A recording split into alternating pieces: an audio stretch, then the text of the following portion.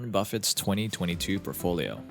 I can't believe I'm saying it, but the year 2022 has finally arrived, and what does it bring? Okay, 1. Absurdly high stock market prices, essentially a 13-year bull market run. 2. Inflation surged by nearly 5 times the amount in a single year. And 3. The economy has more debt than it has ever had following a pandemic. We see bad news everywhere, bad news, and more bad news. It's difficult to know what to do with our money. Welcome back to another video here at Legacy News. And before anything else, please do hit that like button, subscribe to the channel, and don't forget to hit that notification bell. Now let's get started. What do we invest in? And one person I prefer to consult while trying to answer this question is none other than Warren Buffett, who is widely regarded as one of the world's greatest investors. In these chaotic circumstances, what is he investing in this year? As a result, Buffett's largest holding is with a well-known company, Apple. I'm sure you've heard of it. By the way, when I mention Buffett, I'm referring to Berkshire Hathaway, the financial firm he runs and owns a part in. So Buffett owns 887 million Apple shares, or 42.78% of his stock portfolio.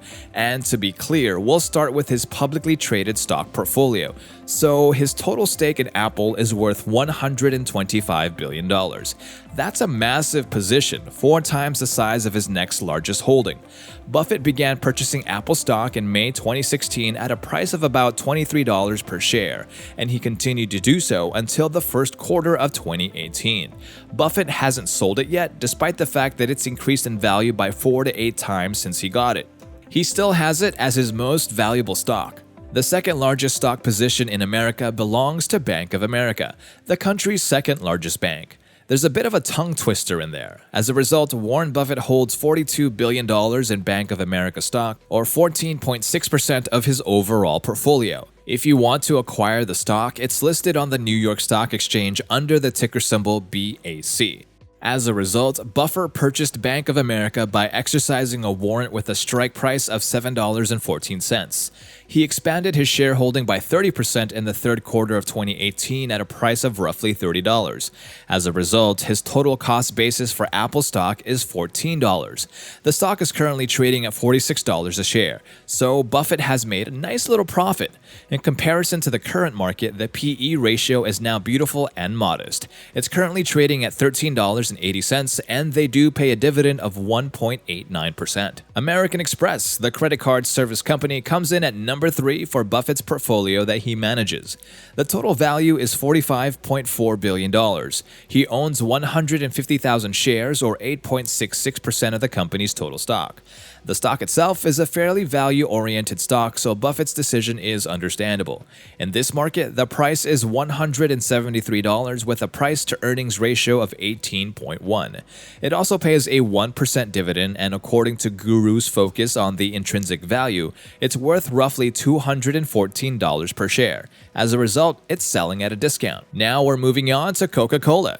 Buffett's favorite investment was Coca-Cola stock, and I recall watching an interview in which he stated that he would never sell Coca-Cola stock. Buffett originally invested in it in 1988, and it now accounts for 7.15% of his $20.1 billion stock portfolio. This implies that he controls big-name beverage brands like Fanta, Sprite, Smartwater, and a variety of other billion-dollar brands through the stock. This next stock demonstrates Buffett's extensive knowledge of the food and beverage industry. He owns $11.9 billion in Kraft Heinz stock, which ranks 5th in his portfolio and accounts for 4.09% of its value. Many people regard Kraft Heinz stock to be a valuable investment, although it still has a low market cap due to its price drop in recent years. It pays a 4.4% dividend and has a respectable PE ratio of 19.5. So coming in at 6 is Moody's, the finance company, worth $8.7 billion, or 3% of the portfolio. U.S. Bank Corp is ranked 8th with a market capitalization of $7.5 billion and a market share of 2%, and Bank of New York Mellon is ranked 10th with a market capitalization of $3.7 billion and a market share of 3%. As a result, by 2022, the banking and financial services sector will have received significant investment as a buffer. You might be wondering why. That's a good question, and there are a few good reasons for it. One reason is that you want to invest in stocks that firms require to do business and keep the economy running. That's why banks exist. Also, keep in mind that Buffett enjoys buying things when everyone is terrified and panicked, like he did with the banking industry.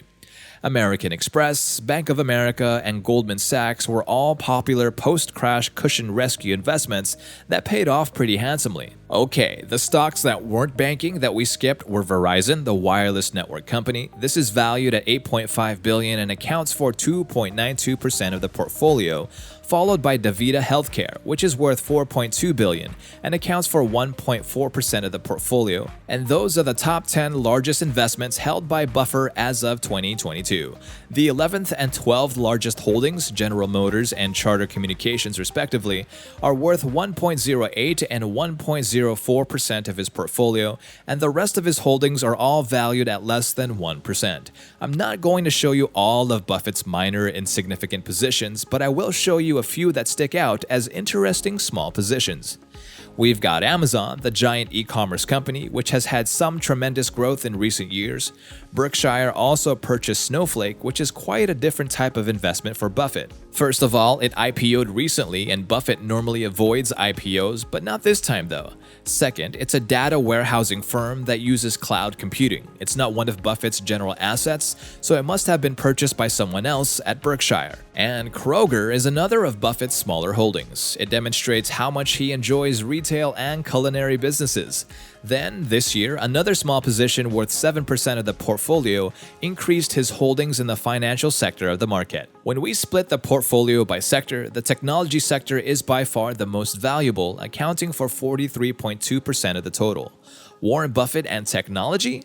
That doesn't make sense, but keep in mind that Apple, a technology stock, is Buffett's largest holding. So that's where this big chunk of money comes in. Financial services is the second largest sector with 31.7%, and we've discussed all of Buffett's financial stocks and why he likes the industry so well. The third largest sector is the consumer defensive one, at 12.7%. This includes Coca-Cola, Kraft Heinz, Kroger, and other food and beverage firms. So, what can we take away from all of this? It's because Buffett only invests in what he understands. He comprehends the concept of food. He is aware of the needs of consumers and is well versed in that sector of the industry. He knows his way around a bank and the ins and outs of financial services. He is familiar with Apple stock, which is mostly a consumer-oriented company. He sticks to what he knows, and if we understand the technology and the internet and look at equities in those sectors, we should do the same. If you know a lot about autos, you might look into the stocks like Ford, Tesla, or Toyota, for example. If you're into beauty and cosmetics, well, who are the companies that dominate and are growing in this sector? The lesson we may learn from Buffett is to invest in areas that we are familiar with and enjoy.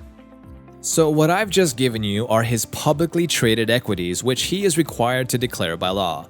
However, we must keep in mind that Buffett also owns a number of privately held firms. For example, the insurance company Geico, Buffett owns 100% of it. He owns 99% of Candy and Dairy Queen, both Swedish companies. He has 80 of them in all. Buffett's portfolio includes a mix of private and public enterprises, including the BNSF Railway Company, which he bought outright for $34 billion. He also owns Duracell, a battery manufacturer. Buffett likes to hold simple companies, as we've seen: food companies, railroads, furniture stores, batteries, and others with straightforward business strategies.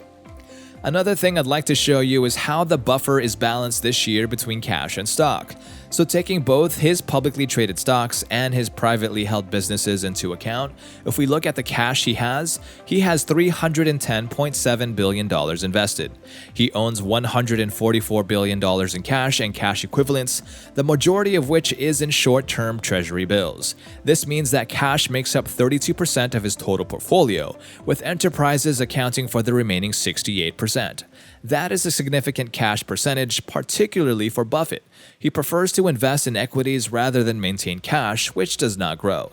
Inflation eats it away, but in this market, with everything so expensive, he's having trouble finding some value investments to buy. As a result, he's playing it safe, and that's what Buffett owns in 2022. There are a lot of consumer stocks and a lot of bank stocks. He is carefully investing. Last year, he didn't buy much. He's letting his cash accumulate, and I think he's waiting for stocks to get cheaper before he leaps in and starts buying big again. So there you have it. Do you want more content like this? If you love this video, please hit the like button and subscribe to our YouTube channel. I'll see you in the next one.